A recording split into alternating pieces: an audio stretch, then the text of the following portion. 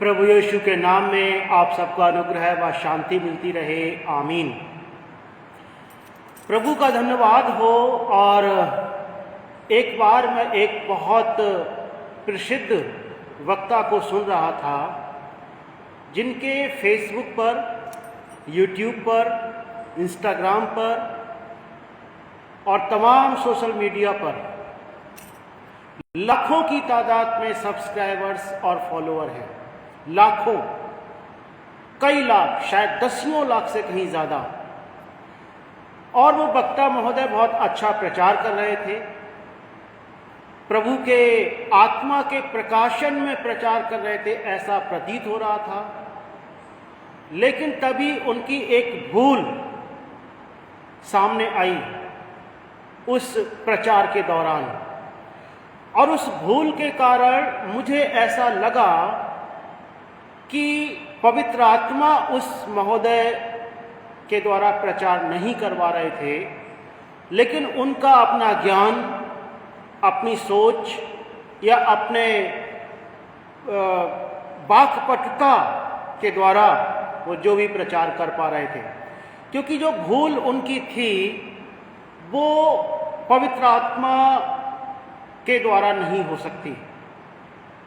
और वो भूल ये थी कि वो प्रचारक दशमांश के विषय में प्रचार कर रहे थे, और समय का दशमांश, समय, एक तो पैसे का दशमांश, समय का दशमांश।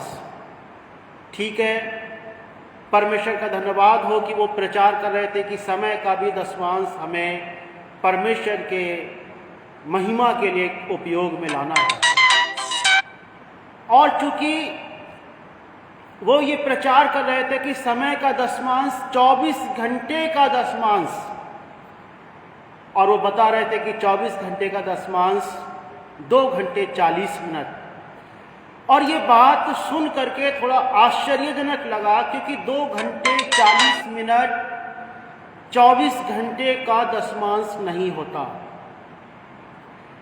24 घंटे का दशमांश 2 घंटे 24 मिनट होता है।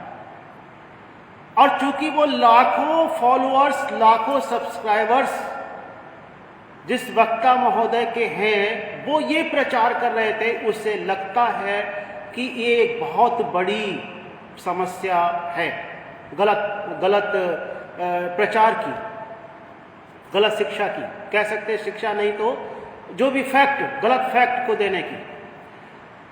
2 घंटे 40 मिनट ये कहना अपने आप में एक हास्यास्पद बात है कि 24 घंटे का दशमांश 2 घंटे 40 मिनट होगा।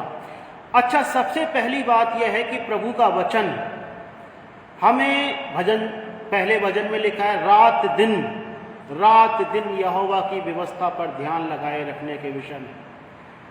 नया नियम भी हमें हमेशा निरंतर प्रार्थना और वचन में बने रहने की आज्ञा देता है।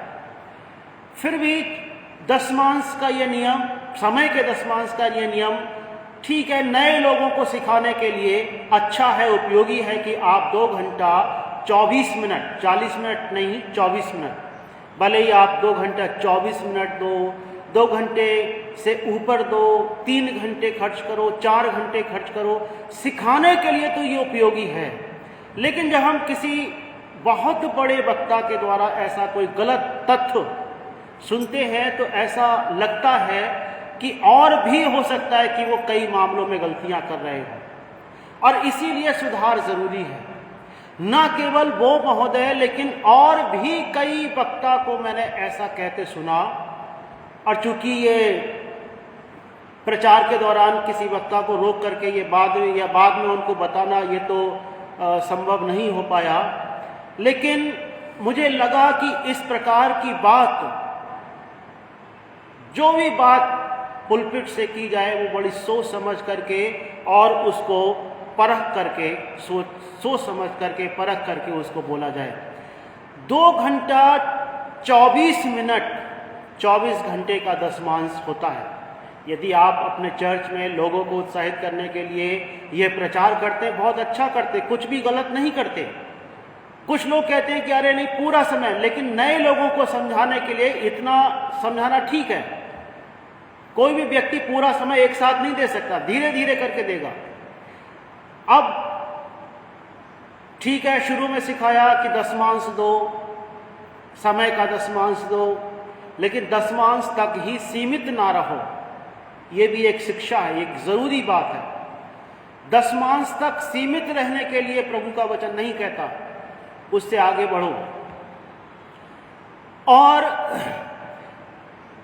जब समय के दशमांश के विषय में कोई भी बात बोली जाए तो ठीक रीति से 2 घंटा 24 मिनट, जो 24 घंटे का दशमांश, भले ही आप 2 घंटा, 2.5 घंटा, 4 घंटा खर्च करो, लेकिन जो तथ्य दिया जाए, जो तथ्य कलीसिया को बताया जाए, वो गलत तो नहीं होना चाहिए। इस प्रकार का नहीं होना चाहिए कि बाहर का कोई व्यक्ति सुने तो उस पर हंसे, और ये हंसने की बात है। कोई इतना बड़ा प्रचारक अगर ये बोले कि 24 घंटे का दशमांश 2 घंटा 40 मिनट होता है, तो समझ में आता है कि वो बिल्कुल बिना तैयारी के वहां प्रचार करने खड़े हुए।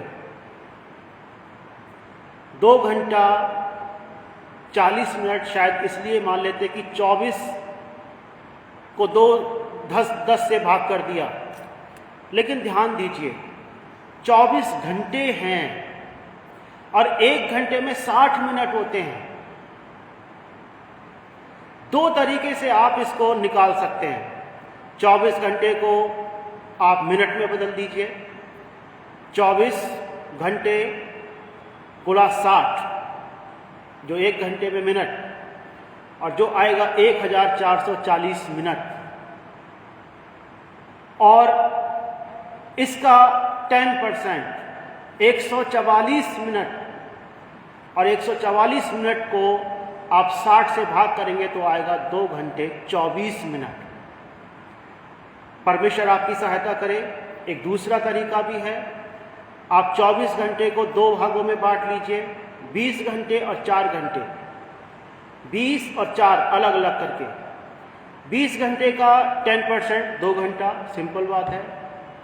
अब 4 घंटे का दशमांश